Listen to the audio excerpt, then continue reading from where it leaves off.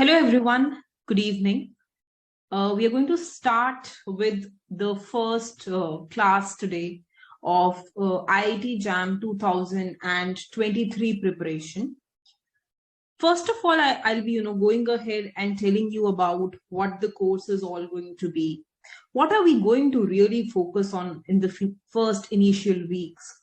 How are we going to progress from there? What would be the days that we would be keeping the classes? How would we multiply those classes? How would we take more classes as we progress?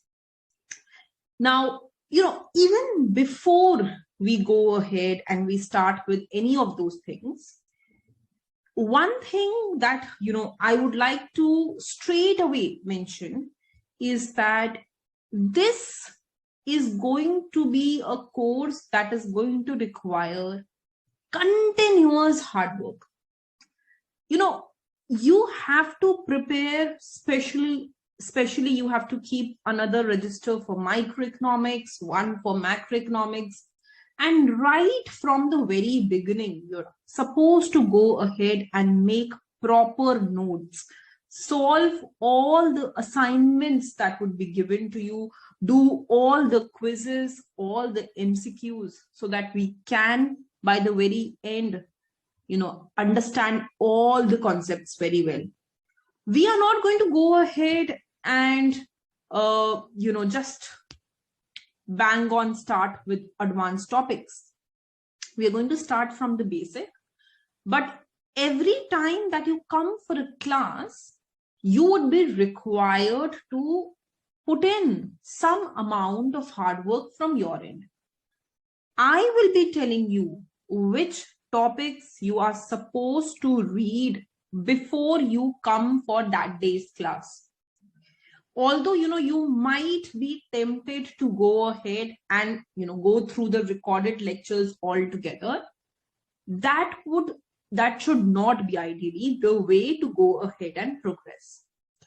For every lecture that I do in my course, I would go ahead and I will tell you that these are the prerequisites. You will go through the basic and intermediate lectures of only those topics and not all of them in one go, right?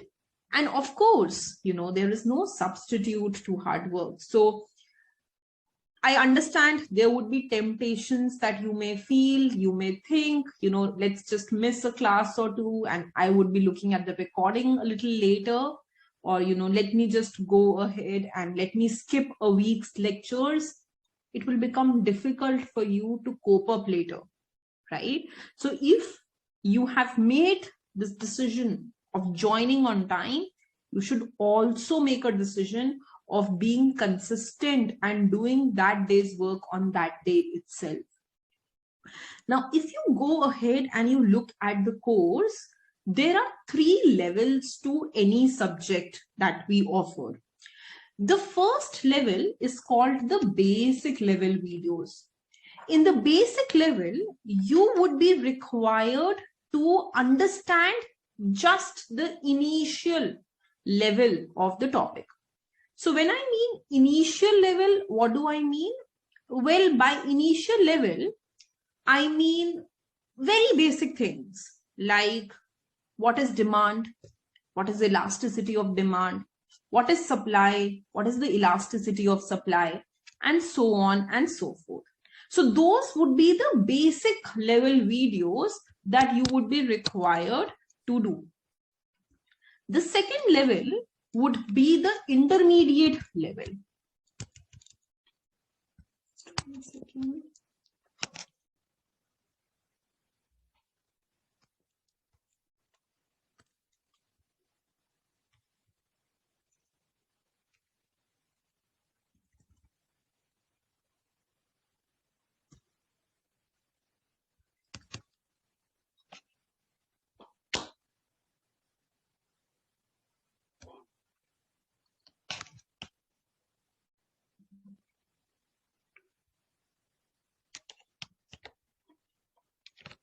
Okay, so the second level would be the intermediate level. The first would be basic, where you would be required to understand basic topics like demand,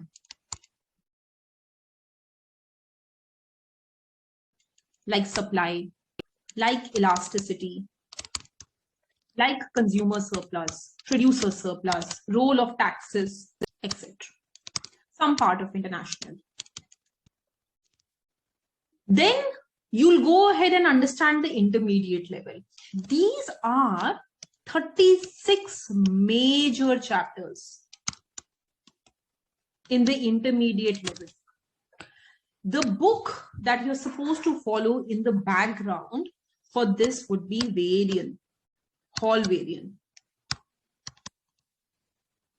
Okay, but you should not go ahead and do all of these chapters in a go. For every advanced lecture that we do, we would be covering some aspects of Varian and some advanced level of it.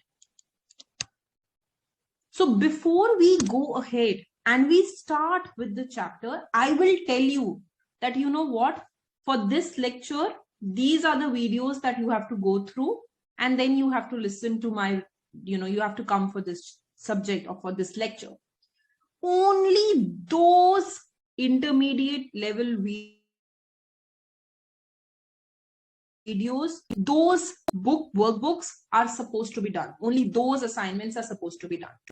Then you're supposed to go ahead and do my weekly assignments, which I would be also discussing. The weekly assignment discussion will take place every Wednesday.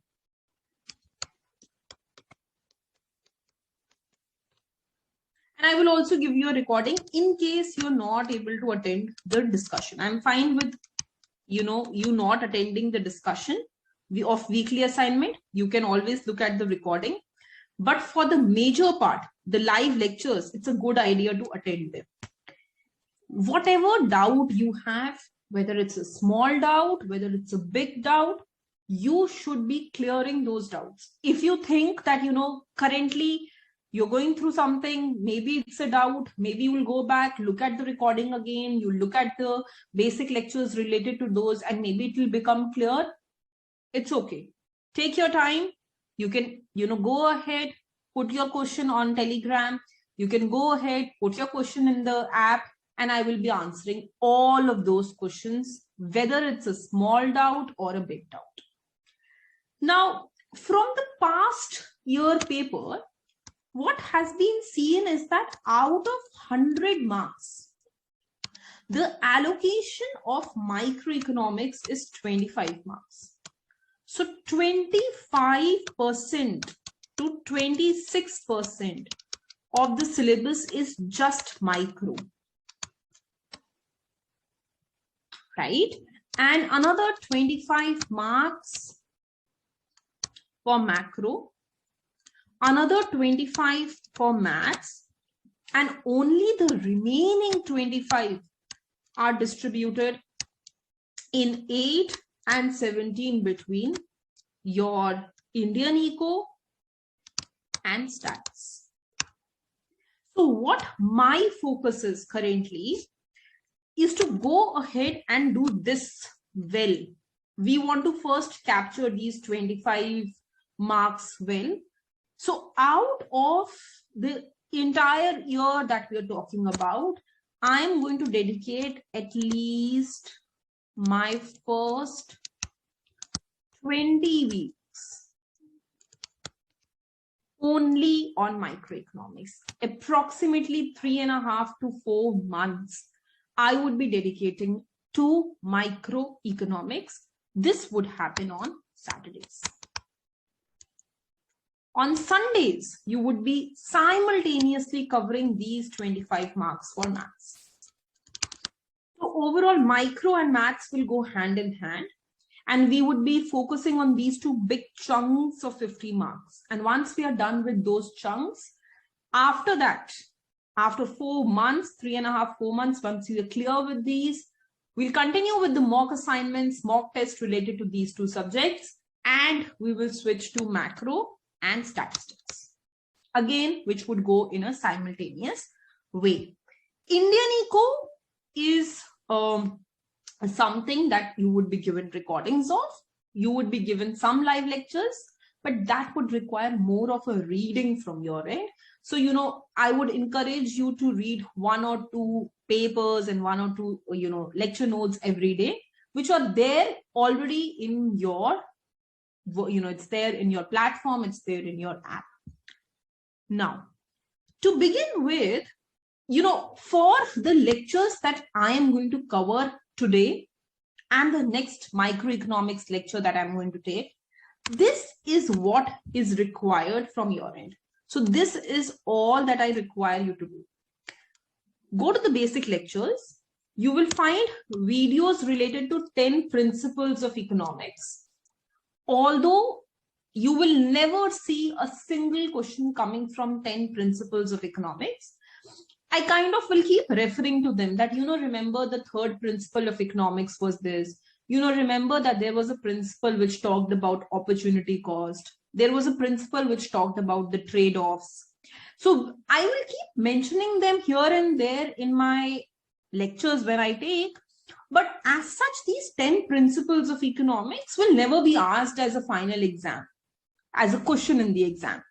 So, don't burden yourself, but I want you to there are 3 videos on it, go through it in the passing way and just, glance through those. That should be enough. Then there would be a chapter on market forces of demand and supply, elasticity and its application. This is what you're required to do for understanding consumer theory well. So from the basic lectures, as of now, you are only supposed to focus on these 2 lectures. One is the market forces of demand and supply. One is elasticity of demand and supply. Okay. Again, these are the topics which don't come directly.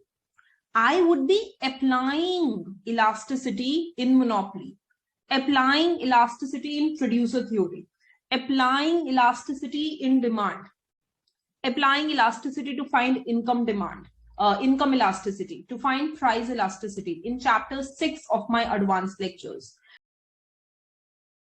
But you're supposed to also read them from the intermediate videos. So let's understand what you're supposed to do. You'll go to the basic lectures. You'll read through market forces of demand and supply and elasticity.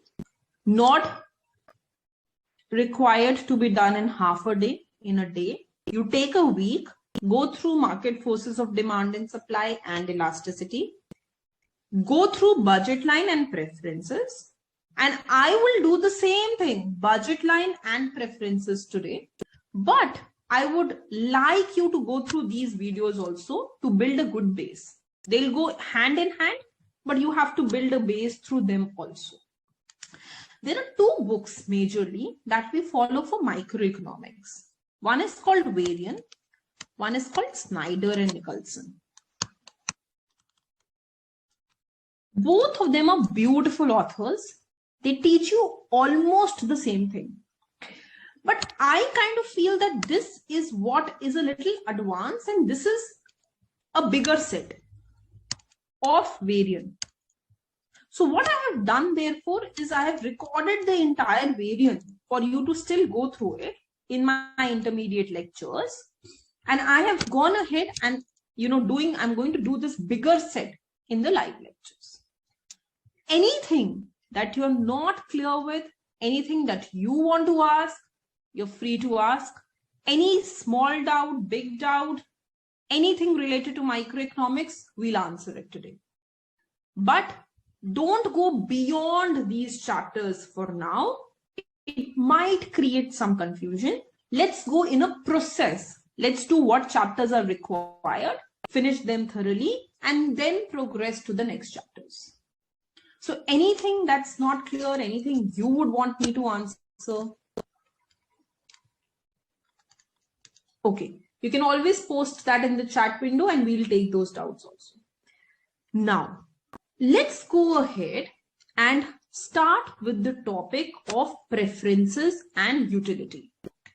See, basically, whenever a consumer demands any product, there are two things that go behind demand. The first is actually willingness to pay.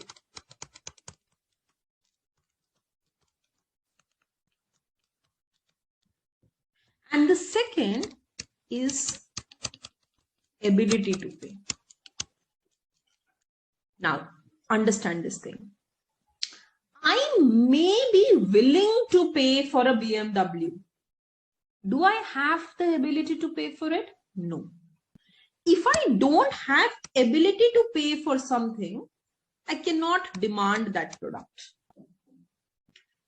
I may have the ability to pay for a drink, to pay for a cigarette, to pay for maybe a movie, but I am not willing to pay for it. I am only willing to buy a Netflix account. I am only willing to buy a book for myself. So I may have the ability to pay for something, but I may not be willing to pay for it. Only when, so for example, now I am not willing to pay for a newspaper. I may be willing to pay for insurance. Only when I have the willingness to pay for something and I have the ability to pay for something, when these two things combine together, only then I would demand the product. Otherwise, I will not demand the product. Now, because I was willing to buy a product, this means that that product was giving me some utility. It was giving me some satisfaction. If a BMW does not give me satisfaction, I will not buy it. So I can buy something only when that gives me some level of satisfaction. In economics, the level of satisfaction that you get can be measured in numbers. And when we measure something in numbers, that is known as utility.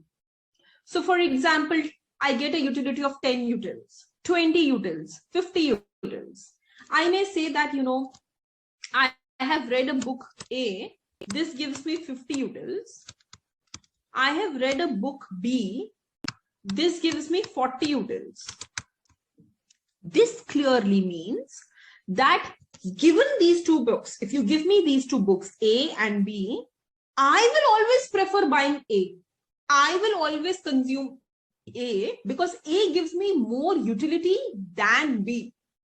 So whichever product gives you a higher utility, you will buy that product.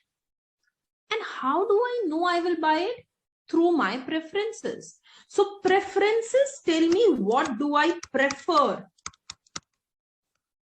Do I prefer good A or do I prefer good B? Preferences and utility are highly linked to each other. Preference is telling me whether I prefer A or B. Now, if I prefer A over B, this means that the utility from A is greater than the utility from B. Only then I will prefer A over B. Now, the sign of preferences are these. This is called A is preferred over B. It's not a greater than sign. It's a little kinked. It's a kinky sign. If B is preferred over A, then I will write it like this. If you are indifferent between A and B, then I will write it like this. So A can be preferred to B. B can be preferred to A. You can be indifferent between A and B. Now, when A is preferred to B, it means A is giving you more satisfaction. More satisfaction in economics means more utility. So I will say utility from A is greater than utility from B. Here I will say utility from A is less than utility from B. Here I will say utility from A is equal to utility from B. So these are converting a preference into a utility. You have preferences, but preferences can be converted to utility. The other way around is also possible. You have your utility defined that you know what, A gives you more utility than B. You can reverse convert it, and this means A is preferred over B. So preferences and utility, they go hand in hand. We have to understand what are preferences and how can those preferences help us to determine the utility that the individual receives. Now, there are some axioms. These axioms are of an individual who is a rational human being.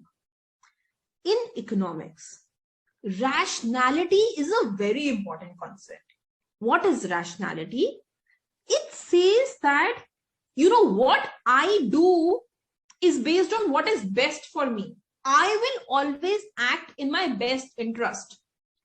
I will not go ahead and say that you know what, I'm studying because it is going to help my neighbor, because I will be a good citizen to the society. No, those are the additional effects of your studying.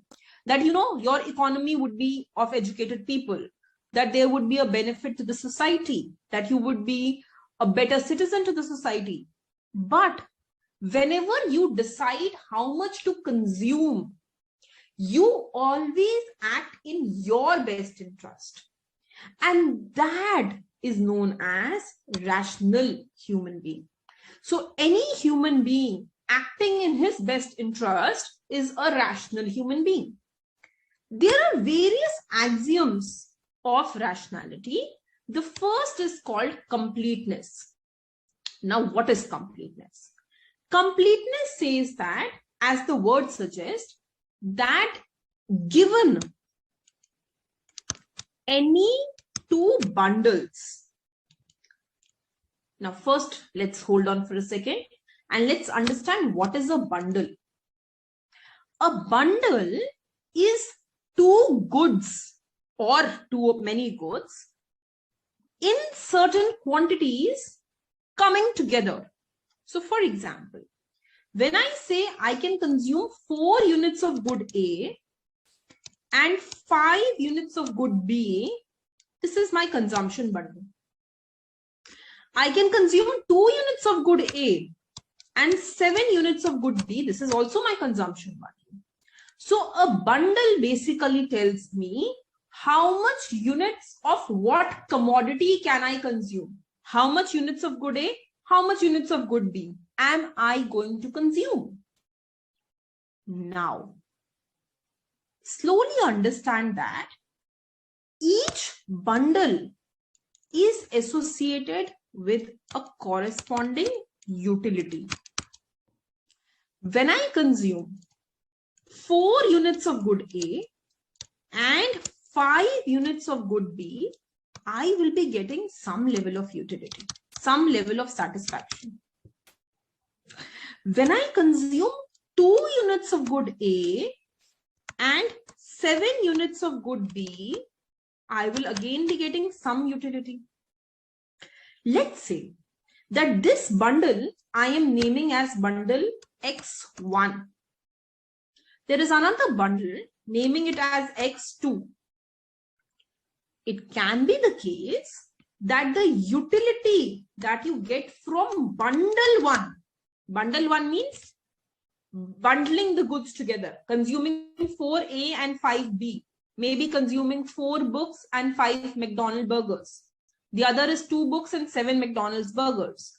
So the utility I get from bundle A can be greater than that of bundle B. The utility I get from bundle A, X1 can be equal to X2. It can be less than x2.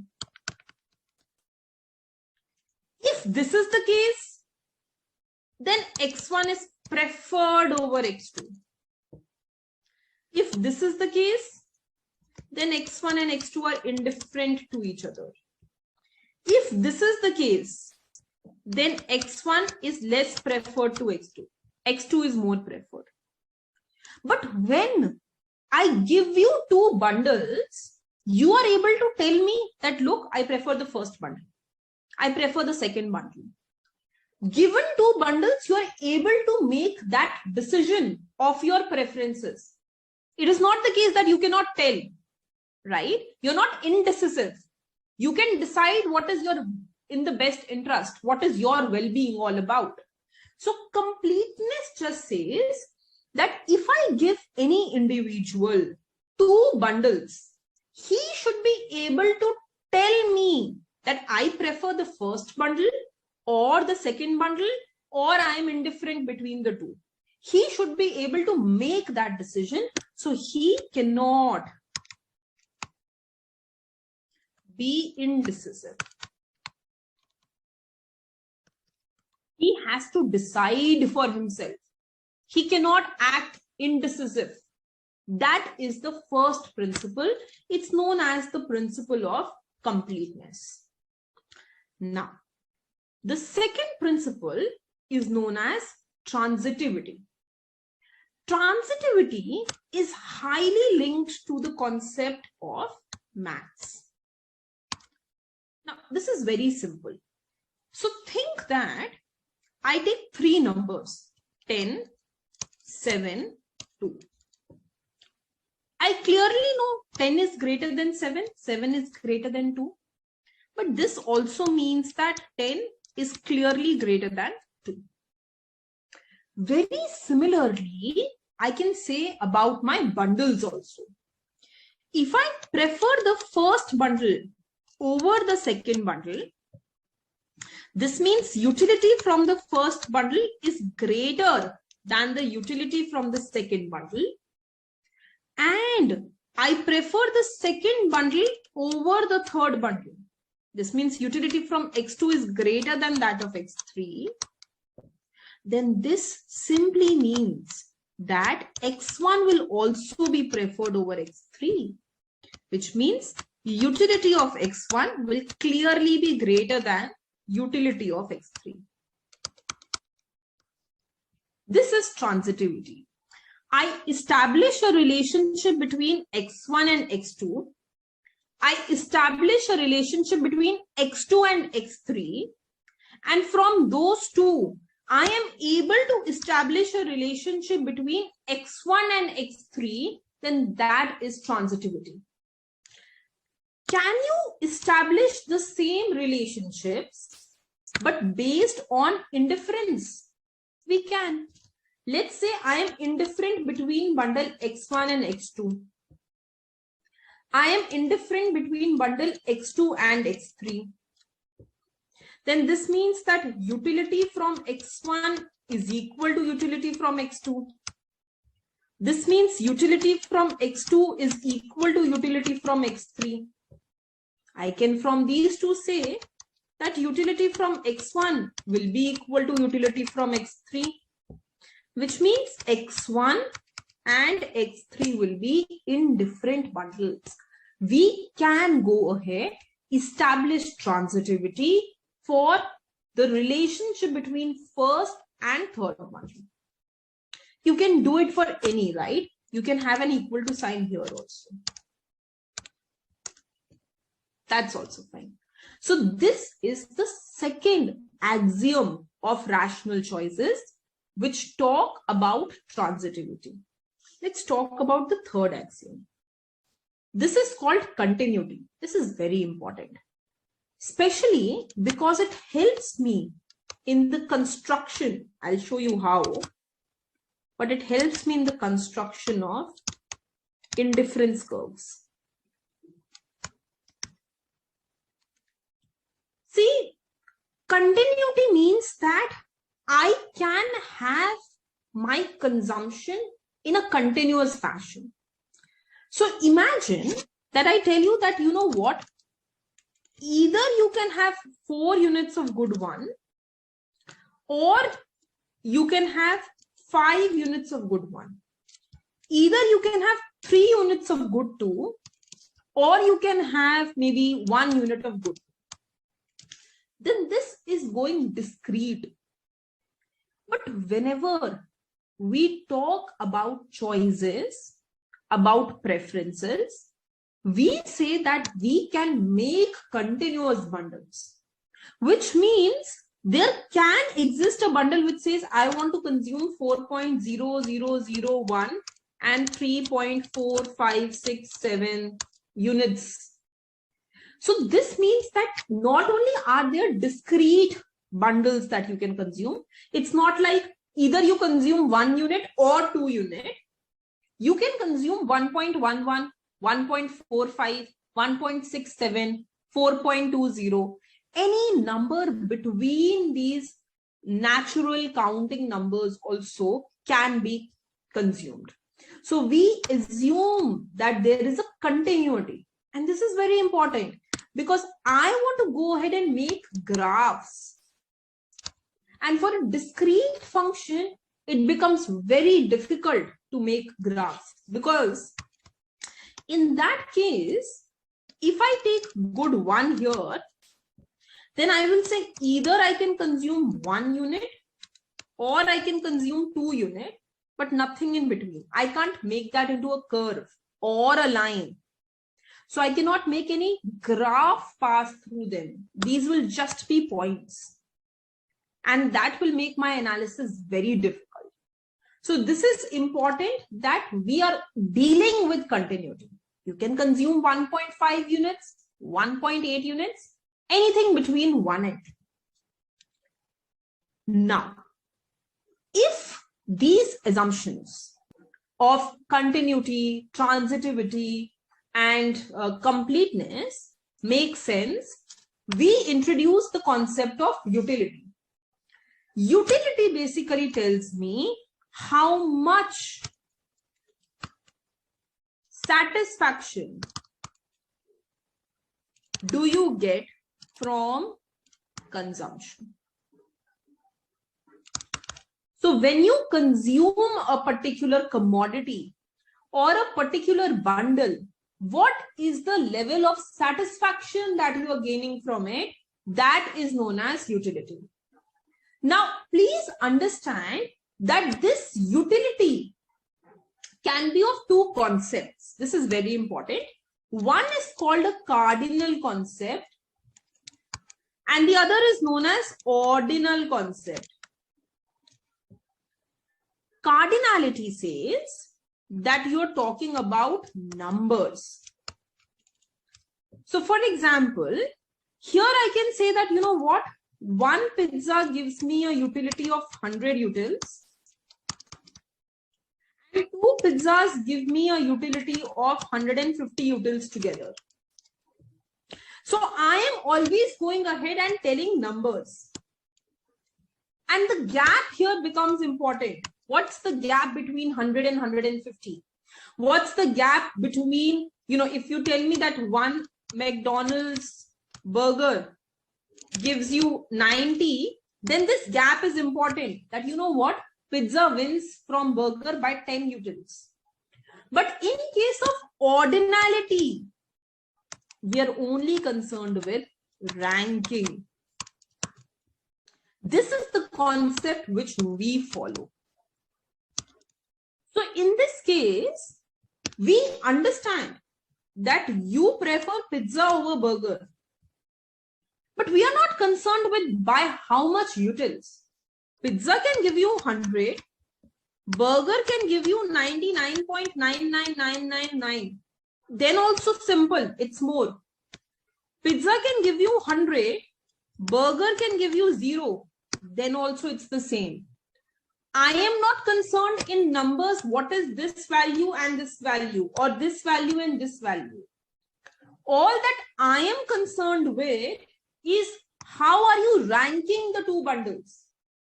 This is what we are concerned with. So if you look above, we were always concerned with how is your ranking. We were not concerned with by how much. Whether you make this win by 10 utils or 20 utils, I am not concerned. I was concerned with what the ranking is going to be, and that is what made importance to me. So here, utility tells me how much satisfaction I get from the bundles, but it only helps me to rank different bundles from the most desired to the least desired. So if A is preferred to B, then the utility from A should be more than utility of B. That is 8. Utility from A can be 100 and B 99, or A 100 and B 0. We are not concerned. We are just concerned with the ranking of the bundles. Now, this is important. Utility rankings are ordinal. So you're only concerned with ranking. Utility measures are not unique. It makes no sense to consider how much utility is gained. So imagine your way of giving utility is different from mine. I measure my utility in tens. You measure your utility in hundreds. The third person measures his or her utility in thousands. How are we going to go ahead and decide, how you rank and how I rank? Only by talking about ranking. I may say that pizza gives me 10 and burger gives me 9. You may say pizza gives you 100 and burger gives you 80. We are not even on the same base. So it does not, makes any sense for me to compare numbers. All that this means is whether you are concerned or I am concerned, we prefer pizza over burger. And that is all that is important in this case. So this is very important, that you cannot compare utility between people. You can only tell that how is your ranking and how is mine.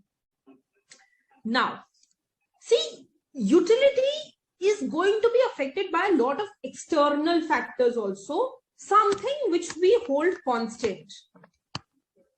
Hold constant. So for example, when I talk about maybe a situation like COVID-19, a mask becomes of high utility to me. But the same mask may not be very highly utility, may not have very high utility for me when COVID-19 is over. So which means that this mask had a utility because there was some change in my environment, because there was some regulation that was formed. Similarly, as a student, I supposedly do not think that Netflix is as good as watching Discovery. But because there is so much peer pressure, I end up going and saying that I get more utility from a Netflix subscription rather than watching Discovery. Or I get more utility from a series rather than watching a match. So a lot of times, utility is actually changed because of some attitude, peer group, pressure, personal experiences, etc. But in economics, we have a concept called ceteris paribus. And ceteris paribus basically says holding all other things constant. So because we have held everything constant like this, we can only focus on the concept of utility, holding all external factors constant. Now, let's go ahead and come to the mathematical way of defining utility. So let's say that I consume n goods. Good 1, good 2, good 3, till the nth good. And let's say that I also define how much of each good do I consume. So I consume x1 units of good 1, x2 units of good 2, and so on till xn units of good n. These are how much I'm consuming. So for example, my first good, I can consume 5 units.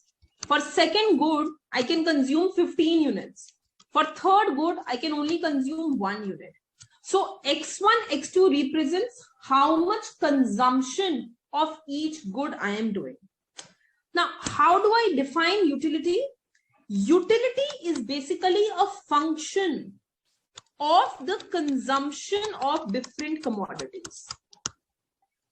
So depending on how much am I consuming good 1, good 2 till good n, I am going to derive a certain level of utility. Now this function in itself can be represented by u, although this is a mathematical function. So when we write in maths, we write y is a function of x. Here what I am doing is, this f in itself is written like u only. So utility is a function of the consumption from different commodities. This is how we can go ahead and we can write a utility function. Now, we'll talk about it slowly, but this utility function is order preserving. So for example, there is something which is known as monotonic transformation.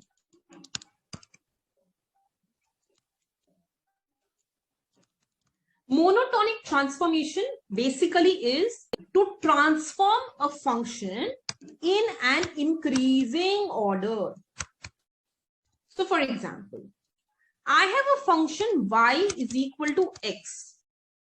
This is a line, x is equal to y line. Even when I transform this function and I write y is equal to 2 of x, then we say that, you know, the order is preserved. We have just gone ahead and transformed this into a new function by multiplying it with 2. Now, in this case, we say that if under this case, under the initial way how utility was defined, if there was a certain ranking that was followed, then the ranking is preserved under the new case also. Let's take one more example. Okay, so let's take one more example. Supposedly, I say that my utility is a function. I receive utility from 2 commodities, good 1 and good 2. And let's say that this function between good 1 and good 2, so for good 1, I consume x1 units, and for good 2, I consume x2 units. And how I calculate utility is x1 into x2. So for example, if my bundle is 4, 2, my utility will be 4 into 2, which will be 8. If I consume a bundle 5, 4, my utility will be 5 into 4, which will be 20. Because how am I defining this function?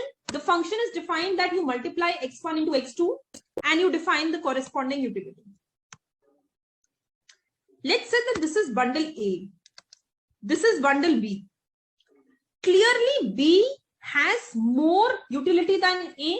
This means B is preferred over A. Utility from B is greater than utility from A. This is the initial part. I define the utility function. The function is defined over 2 commodities. It's defined that my utility is a product of the consumptions.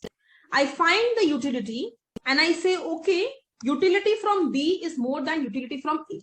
Now, suppose I transform this function.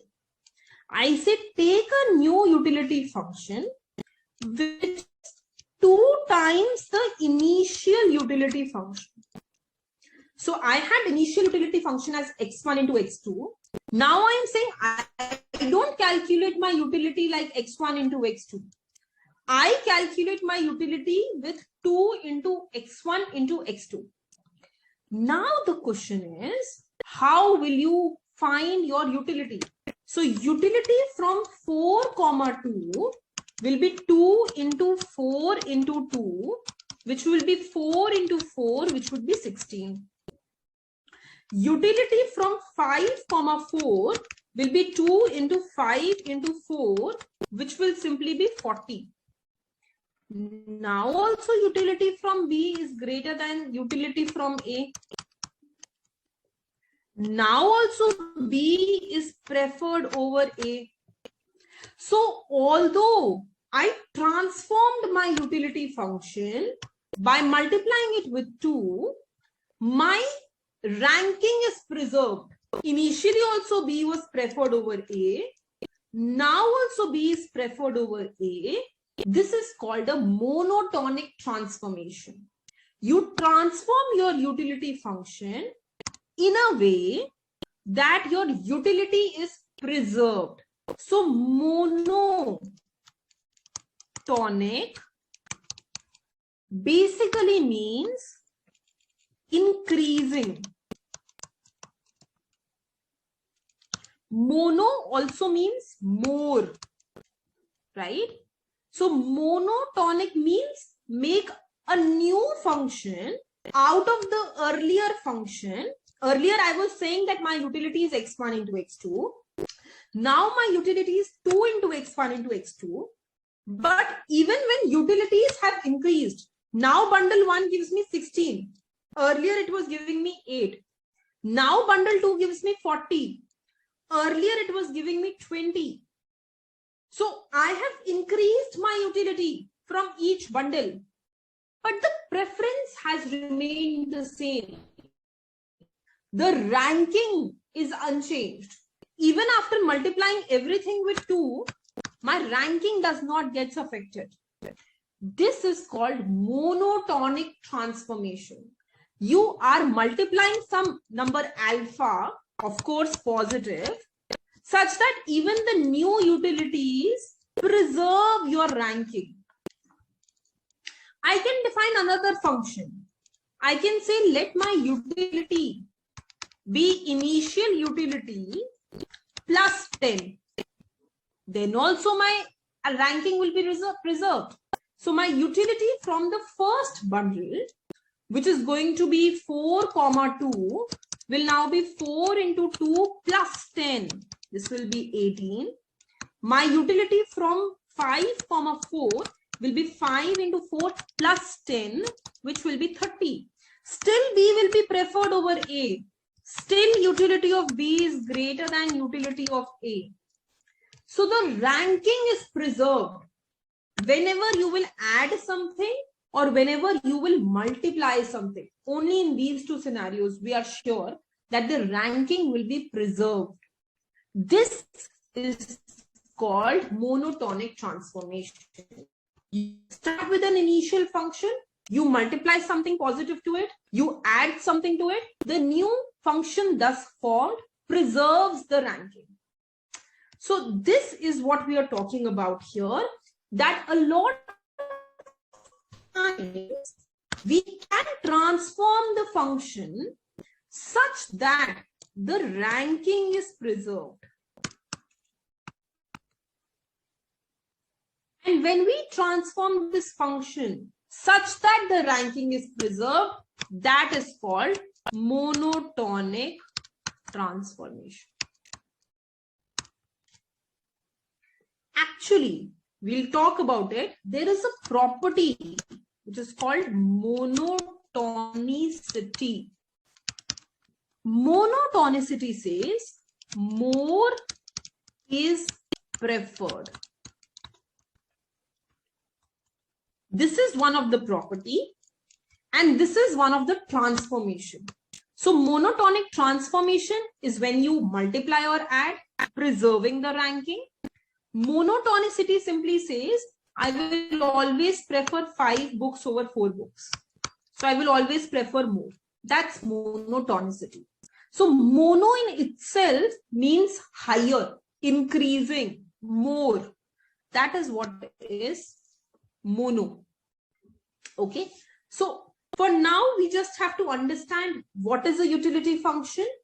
A utility function basically gives you utility from the consumption of different commodities. So I'm consuming first commodity in X1 units, second in X2 units, and so on. Now, usually in economics, this is very difficult to measure if I have n commodities. So we will always write a utility function with only 2 commodities.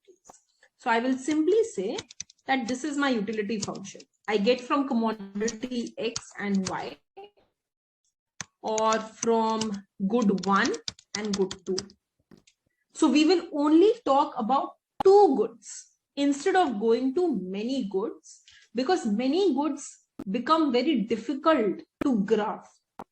A 2 good case can be graphed in a 2D diagram. I can still go through till 3 dimensions. But the moment you ask me to go beyond it, it becomes very difficult for me to define x-axis, y-axis, z-axis, u-axis, very difficult, x-y-axis. So we don't want to do that. So the maximum that we would be doing will be a 2 commodity case, and some questions I will do related to a 3 commodity case, where we'll just be doing it numerically, but graphically we won't be showing it. Okay. Now let's talk about the different kind of goods. There are 2 kind of goods in economics to begin with. One is called a good good. One is called a bad good. A good good is anything that gives you positive utility. Like for example, anything, pizza, burger, Netflix, whatever you want to consume, pen, pencil, laptop, all of these are giving me good utilities. A bad good is anything which gives me a negative utility. A negative utility means anything which gives me lesser and lesser utility, like pollution, polluting the area, like COVID-19 disease spreading. So as they increase, as you increase the consumption of these commodities, my utility decreases. Here, I do not follow more is preferred. Here I follow less is preferred. The lesser the pollution, the better it is. The lesser the number of cases, the better it is. The lesser the amount of noise, the better it is. So there are goods which are bad goods. When we start the analysis, we always assume that we are talking about good goods or economic goods. These are those goods. When you increase the consumption, I want to get more utility from those. So they are known as economic goods. To begin with, my analysis is going to assume that we are talking about economic goods. Economic goods means when you increase the consumption of those commodities, I want to go ahead and consume more and more of them to get more and more utility. The higher the consumption, the more the utility. Now, please see here. I want to go ahead and I want to now use this monotonicity to derive my indifference curve. So what I do is, I begin with a very starting point. Let's say I have good X here and I have good Y consumption here. Now, let's fix the consumption of good Y at a certain level. Let's fix the consumption of good X at a certain level. and let's make that point. This point A gives me X star amount of good X and Y star amount of good Y. Now, take any point in this shaded region. Because this is above Y star and beyond X star, any point that you will take here, like B, like C, like D, like E, these points will have more of X and more of Y as compared to point A. These are called strict preference region.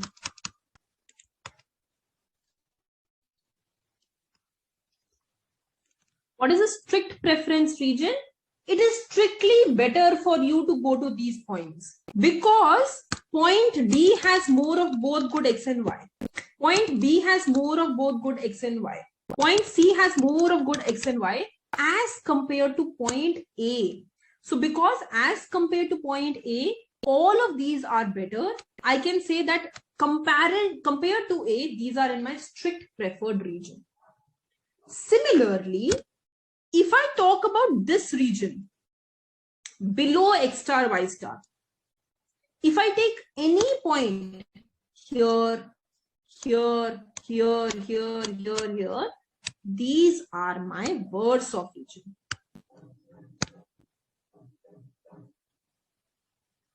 Okay, so when we talk about externality, externality is something which I will not represent directly in my utility function here. The reason being that externality is not even accounted in the market. So unless I do not introduce a marginal benefit curve and a marginal cost curve, external damages, external benefits, directly in my indifference curve, I cannot talk about the external effect that it creates. So currently, I am only interested in understanding how much of the good am I consuming. I am only interested in understanding how much of good X. X can be education. How much of good Y? Y can be movies. Am I consuming? Of course, when you educate yourself, you are creating a positive effect on others also. That there would be better citizenship, there will be less crimes. It's a positive effect for others. But that is not affecting you as an individual. So for you, when I'm preparing your utility analysis, when I'm preparing your indifference curve, I'm not going to take any of those external effects here. This is only solely from your perspective. What is the utility you're going to get? So we are just trying to map down which are the bundles which are going to give you higher preference, which are the bundles which are going to give you lower preference. So we take a point of reference, and from that point of reference A, we are saying B, C, D, E, all of them to the right have more, because this is the X level and Y level. So above those, because both X and Y is increasing, my green zone simply tells me more preferred region. And my yellow zone simply tells me worse off region, because you're reducing both of them for me. You're giving me lesser education also and lesser movies also. So I will not prefer that. So currently, we don't bring in the concept of externalities anywhere into this week. Now, see, we are clear with 2 points, which are the more preferred points and the less preferred points. But now if I ask you, what about this region and this region? Now, if I compare any point in the blue region with A, suppose I compare this point, you will see as compared to A, here X is increasing, but Y is decreasing. Here also, as compared to A, X is decreasing, but Y is increasing. So when I talk about any point which is in the blue region, we are basically not clear with the preferences completely. Here I was clear that both X and Y is increasing. Here also I was clear that both X and Y are lower than X star, Y star. So here it was my more preferred region. Here it was my less preferred region. But I am not clear with these regions. What about this? Because if I take any point in this region, say this point, my X is lower and Y is higher. Or my X is higher, but Y is lower. These points, the regions, these regions can help me generate something which is known as an indifference curve. So the indifference curve gives me all the points, combination of different points, such that your utility remains the same. Whatever satisfaction I get from this point, this point, this point, this point, this point, this point, this point, all of those points give me the same level of satisfaction. And because they generate the same level of satisfaction, therefore I am indifferent between them. And I know now how to represent indifference mathematically. So if I take a point A and I take a point B, I am saying that I am indifferent between A and B. I am indifferent between B and C. I am indifferent between C and D. This is how I will represent. This means the utility from A will be equal to the utility from B. Utility from B will be equal to the utility from C, and so on. So all the points on the indifference curve give me the same level of satisfaction. That is what is important. Okay. Now,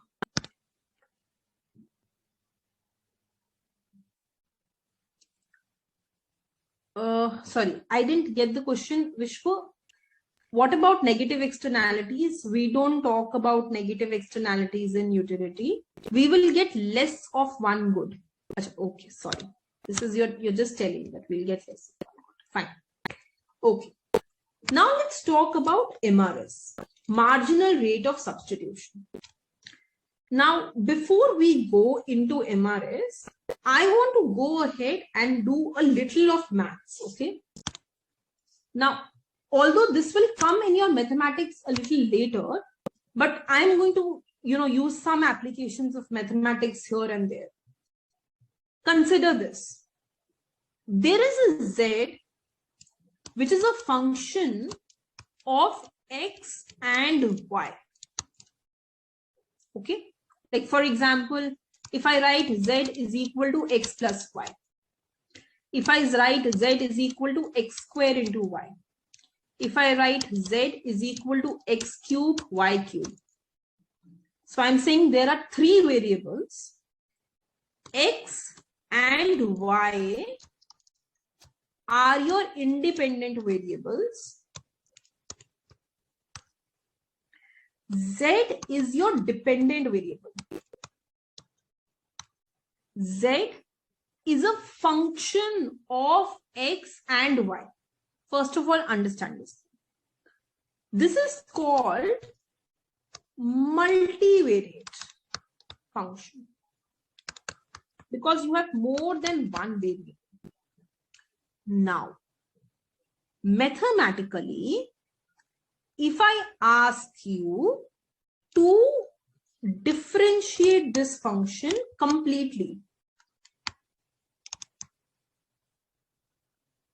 if I ask you to go ahead and differentiate this function completely, how will you differentiate it? You will say dz is equal to how the function changes when x changes into dx plus how does the function change when y change into dy. Okay. We would need some maths for micro. You will be doing this maths in much detail in your mathematical course, but just for the time being, let's just focus on this specific case. Here I am saying these are called partial derivatives. Okay.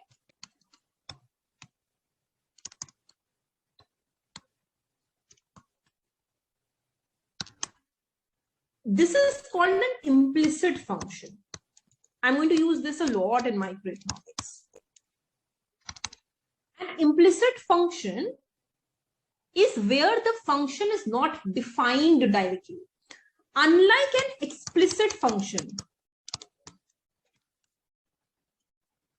where you tell that, you know what, between x and y, I'm going to add, I'm going to multiply, I'm going to take cube and multiply.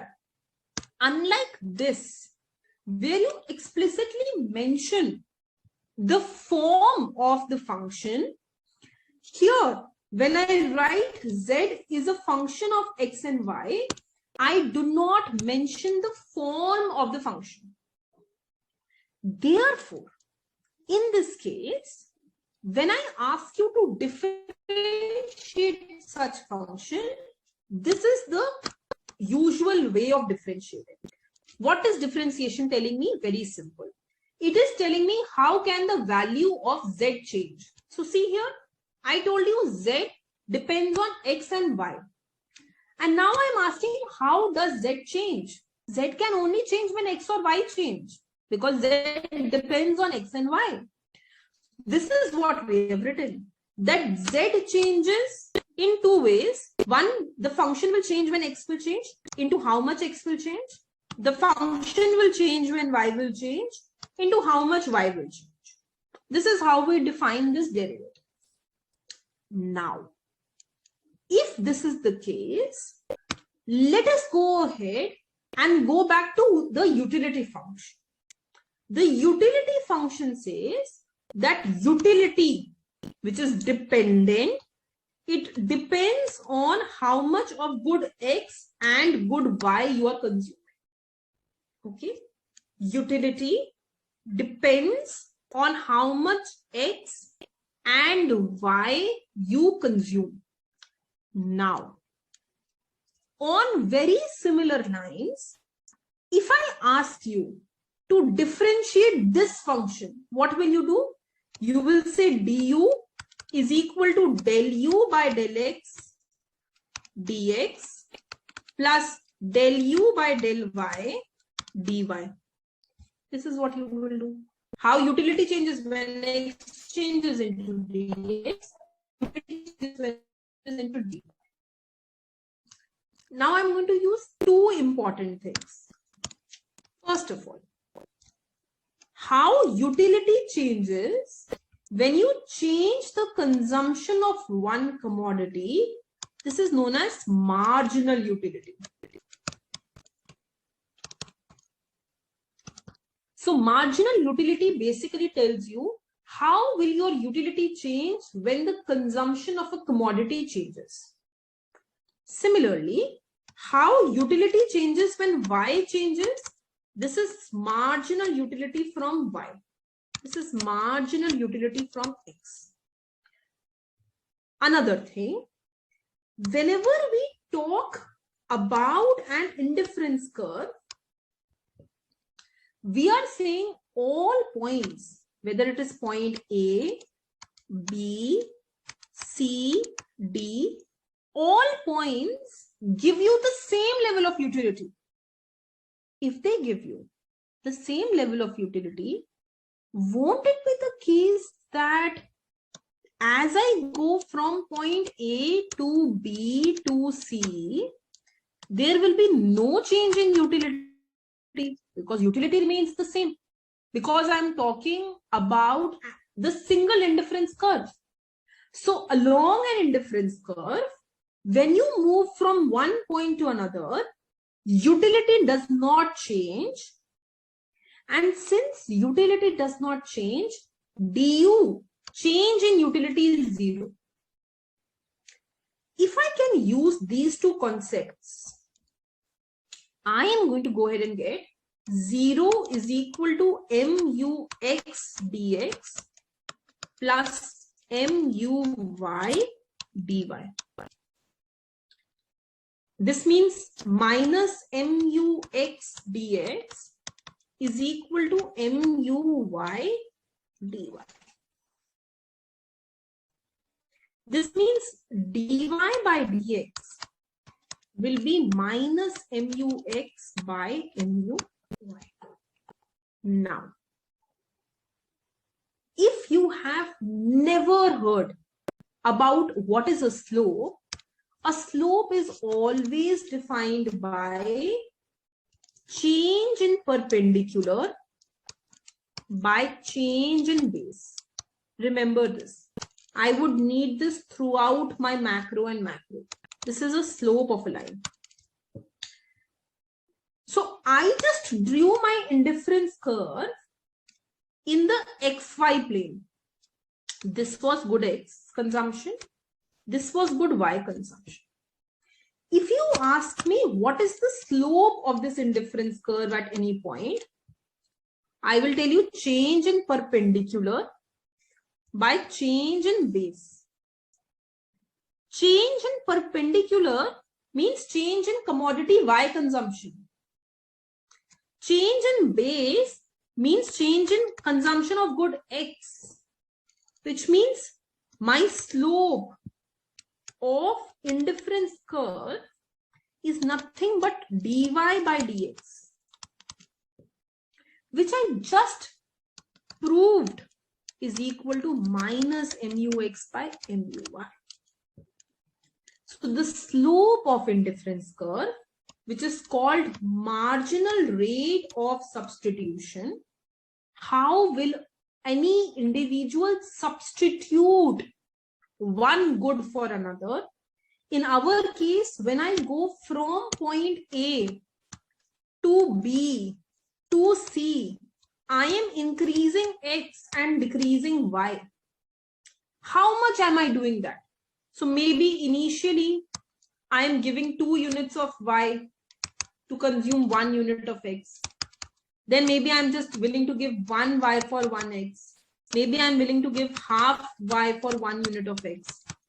How much of y am I willing to give for 1 unit of x?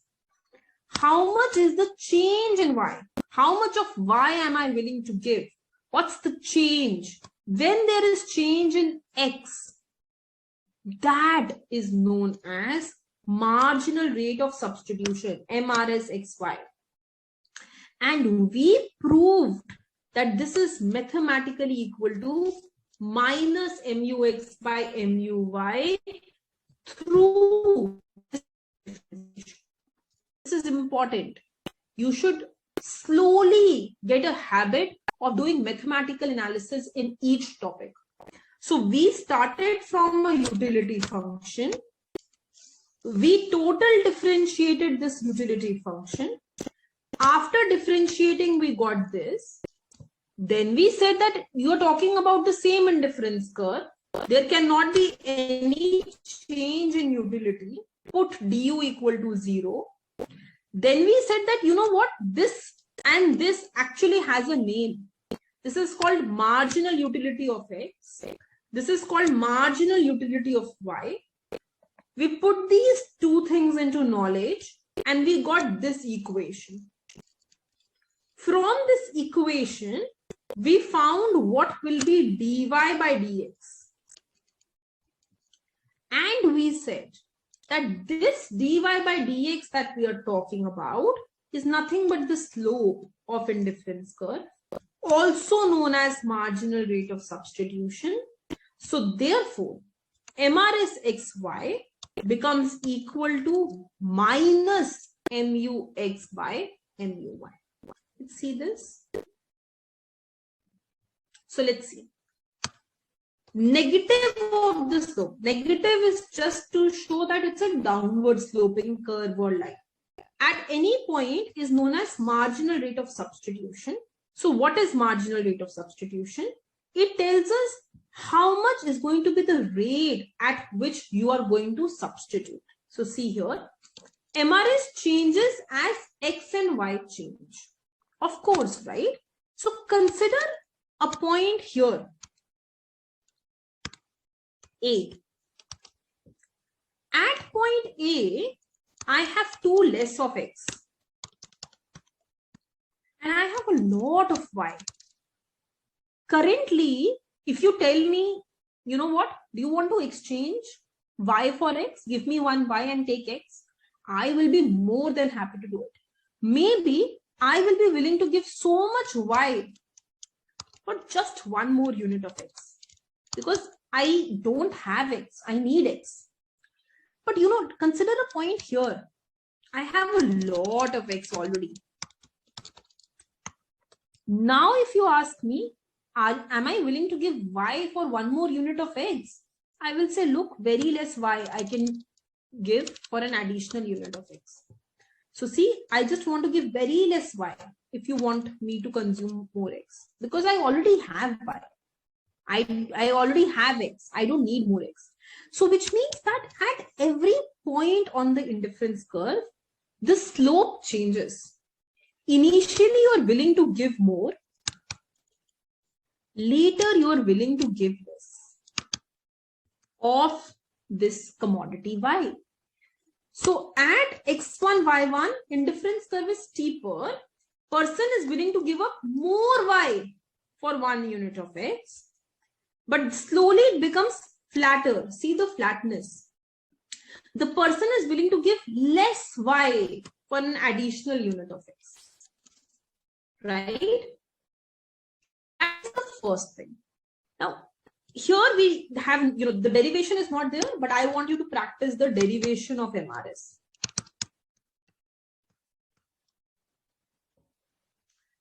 Now, we talk about something which is known as an indifference map. An indifference map is a lot of indifference curves coming together.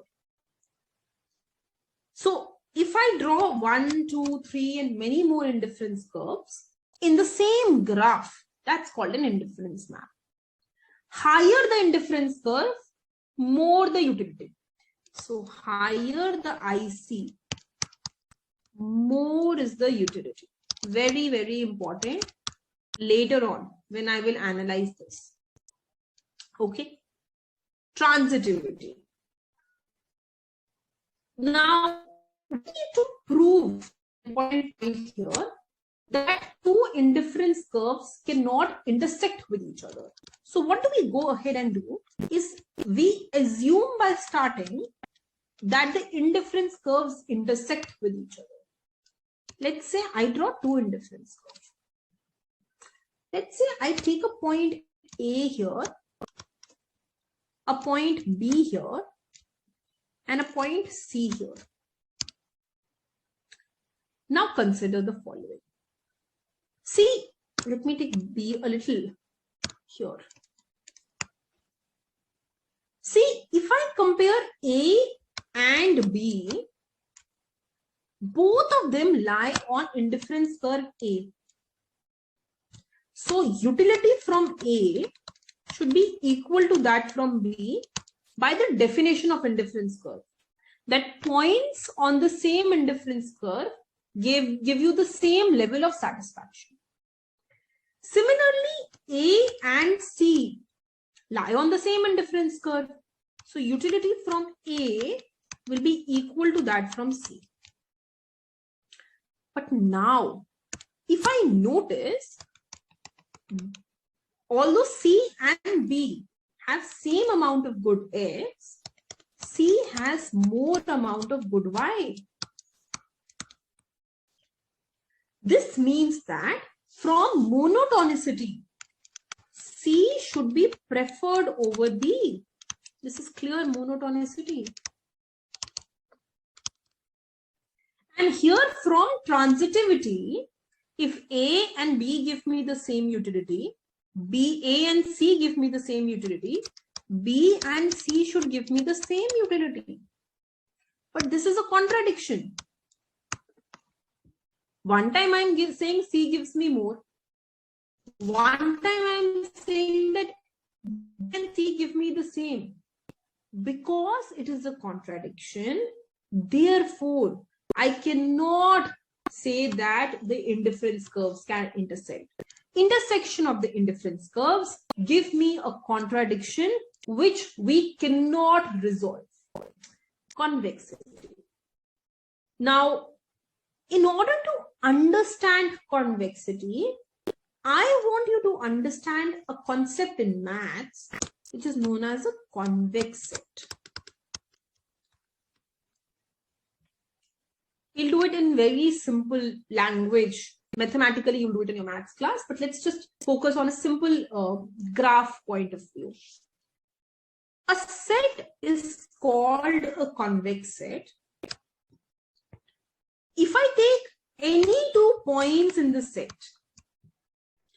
I join it by a line segment, and the line segment lies completely within the set. If this is the case, then it is called a convex set. Now, consider another set. Supposedly, I draw a set like this. I say that this is my set. You can try the same thing. Take any 2 points, join it with a line segment. The line segment lies completely within the set.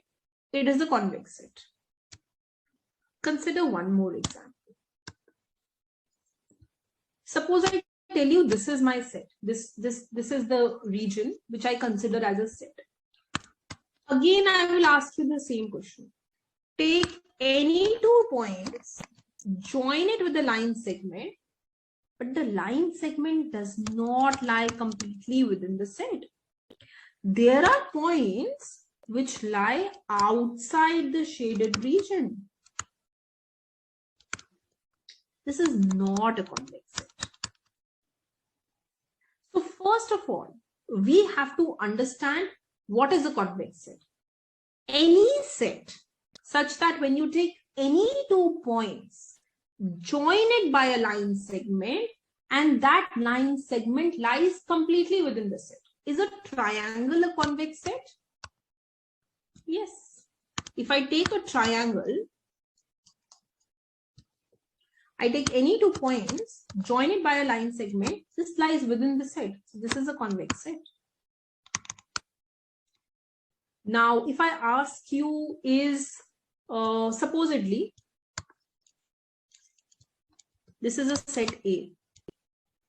And I ask you, is universe except set A a convex set? Again, you can decide, take any 2 points, join it with a line segment. The line does not lie in the shaded region completely. It lies in the non-shaded region also.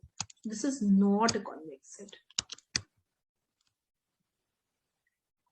Indifference curve is first of all a convex set. Convexity and convex set are 2 different things. First of all, we have proved that the indifference set region that we are talking about, that more is preferred, that's a convex set. Now, let's talk about convexity. Convexity, and I have a question, I have given you a question on this in your assignment also. Convexity says that you take an indifference curve, you take any 2 points on the set, on the curve, A, B, you draw a line through it. Whatever points lie on the line are the points which are weighted average of A and B.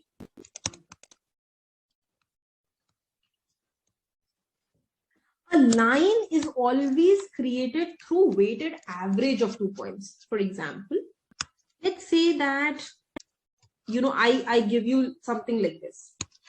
Let's say that I have given you 2 points. This is a point 1, 2, and I give you another point 5, 2. These are 2 points, and I've drawn a line here. Any point on this line is actually some weight given to 1, 2 and some weight given to 5, 2. This is how this line has been created, right? Any point on this line is a weighted average of these 2 points. That's how lines are created. So what am I saying? I am saying if I take any 2 points on the indifference curve, I join it by a line, then the line actually shows me weighted averages of A and B. Now, consider any point on the line. Suppose C. C is definitely some weight given to point A and some weight given to point B. If I ask you, can you draw an indifference curve through point C?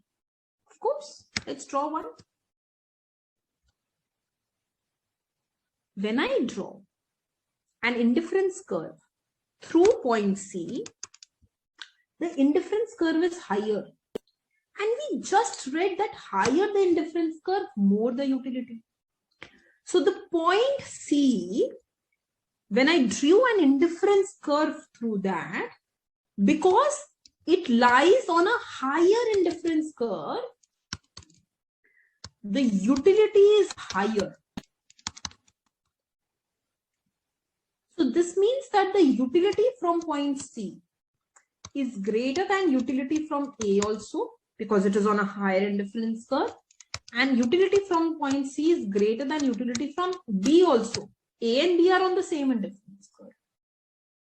This property is called convexity. It says that if you take any point C, which is a weighted average of 2 points, and you find the utility at that C, it will be more than the original A and B. So see here, let's see it slowly. A set of points is convex if any 2 points can be joined by a straight line. So I took a point here, I joined it by a straight line. This line was contained completely within the set, so it became a convex set. We are clear with the convex set. It's within the set. Now, to begin with and to talk about, this is convex set first of all. Now let's talk about convexity. So what am I doing? I am saying that you take any new bundle which is a weighted average of the earlier 2 bundles. So this is a bundle where I have x1, y1 consumption. This is another bundle which is x2, y2. I gave some weight to the first bundle and I gave some weightage to the second bundle. This weightage can be anything. Here I just gave lambda 1, lambda 2. You can give half. You can give half 3/4. You have to give some weightage to these bundles, and the new bundle that you form is this one. Then we are saying that this bundle will be preferred to the original bundles. This is called the concept of convexity. I have given you a complete question in assignment to prove this convexity. We'll discuss that also. But for now, just try and understand what is convexity and convex set. Convex set is you take any 2 points in the set, join it by a line segment. That line segment lies completely within the set. Convexity is you pick up any weighted average bundle, the utility from that bundle is more than the initial bundles. So in a way, we are just saying that, you know what, the indifference curve that we have actually forms a bulge. And this bulge is due to, in economics, this was mathematically, but economically, this is due to diminishing MRS. There is a law which is called law of diminishing MRS. You would have studied this economically, that there is law of diminishing MRS due to which it is convex. But now I want you to map everything back to math, because that is what is going to come in exam. So diminishing MRS just says that as you increase the consumption of good X from point A to B to C, your willingness to give good Y for an additional unit of good X, that is decreasing. You are willing to give lesser and lesser amount of good Y for an additional unit of good X. That is diminishing MRS. But we not only want to understand this reason for convexity, but we want to also go ahead and understand convex set and the mathematical definition of convexity. One last thing for the day. Let's say that I have my MRS. This is MUX by MUY in absolute values, avoiding the negative sign. Now, there is another law which is known as the law of diminishing marginal utility. This is law of diminishing marginal rate of substitution. This says that the rate at which you want to substitute declines. I want to give less and less of Y for one more unit of X. This is law of diminishing marginal utility.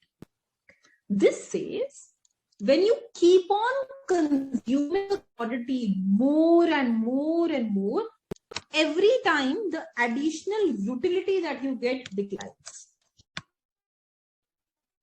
Take an example. I go to this, maybe I go to a Golgappa wala or a Pani Puri wala, whatever you call it, and I start consuming. I pick in the first bite and it is delicious. I take another. If you keep telling me to have one more and one more, every additional Pani Puri, Golgappa that you have, that is going to go ahead and give you lesser and lesser utility. Because you, after a point, will get saturated. And maybe if you keep telling me to consume, I may even vomit. In that case, what are we saying? That every additional unit gives you lower and lower utility, additional utility as compared to the previous one. Now, let's use this mathematically. When I go in an indifference curve from point A to point B, I am increasing X. Can you tell me what happens to marginal utility from X? If I increase X, should it increase or decrease? Any guesses? If I go from point A to B, I am increasing X. When I increase X, what happens to marginal utility from X? Decreases. Absolutely, it decreases. When I go from A to B, because I am decreasing Y, what happens to marginal utility from Y? It increases. If I find the ratio, just think about it. Suppose initially my ratio is 4/5. I decrease my numerator. I increase my denominator. What is going to happen to the fraction? This is 0.80. This will become 0.20. So my fraction will decrease. What was this fraction MUX by MUY exactly? Nothing but MRS, right? So MRS was initially 0.80. Now MRS will become 0.20. So my MRS will decline. This is what is happening. Again, convexity. So why is MRS declining? First of all, we just said that, you know what? There is a law of diminishing MRS, which says as you increase one commodity and decrease as you increase X, you don't want to give up Y for X. But there is a reason behind that which goes much deeper. It says as you increase X, your marginal utility from X decreases. As you decrease Y, your marginal utility from Y increases. The ratio decreases. So MRS decreases. So you have a convex indifference curve. Right? So I want on these concepts before we go to the different type of indifference curves, and we do a mathematical formulation of those. So what do you have to do today? For today, understand what are ICs, what are the properties of ICs, what is convexity, and what are some of the important terms like monotonic transformation. Like, for example, what are the axioms of rationality, etc. For this, to build a base, you should also definitely go through these two chapters, budget line and preferences, from your intermediate recorded lectures, and then go back and go through the lecture that we have done. Any doubts that you have, anything you would want me to answer, anything?